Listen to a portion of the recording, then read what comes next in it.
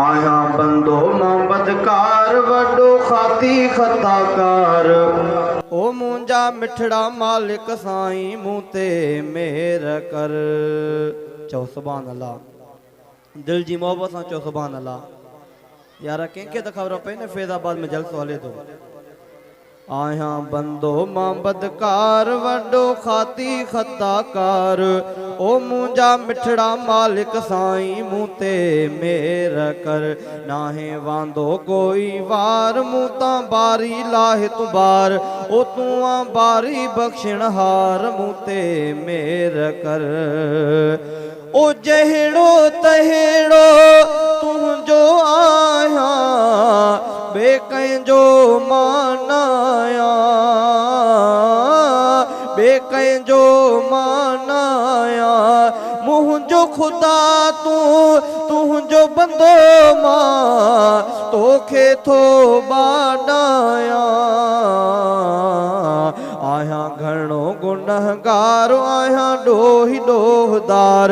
ओ आया ग़लतियुनि में मांगार मुँह ते मेहर कर। नाहे वांदो कोई वार मुँह तां बारी लाहे तू बार। ओ तू बारी बख्शिण हार मुँह ते मेहर कर। आया बंदो मां बदकार वडो खाती खताकार। ओ मुंजा मिठड़ा मालिक साईं मुँह ते मेहर कर। ओ तुंहिंजे सहारे आया साईं तुंहिंजो आहे सहारो। तुंहिंजो आहे सहारो।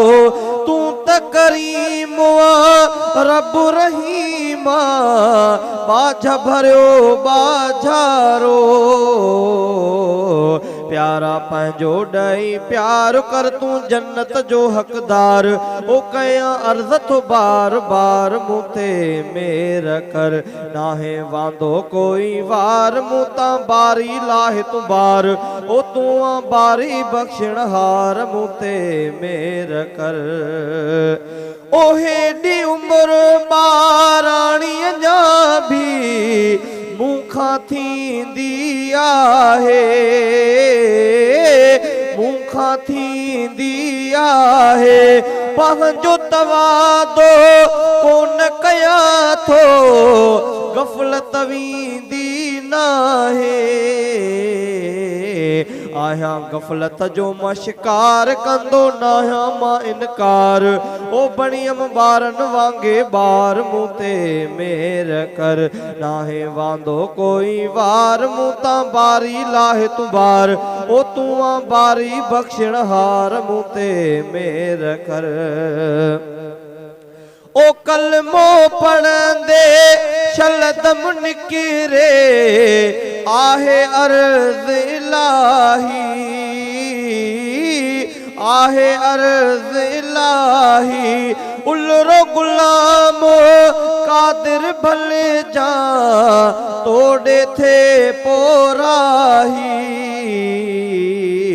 कर कुर्ब तू कुर्बदार आया तो दर अर्ज़दार। ओ पढ़ंदे कलमो मूंखे मार मुँह ते मेहर कर। आया बंदो मां बदकार वडो खाती खताकार। ओ मुंजा मिठड़ा मालिक साईं मुँह ते मेहर कर।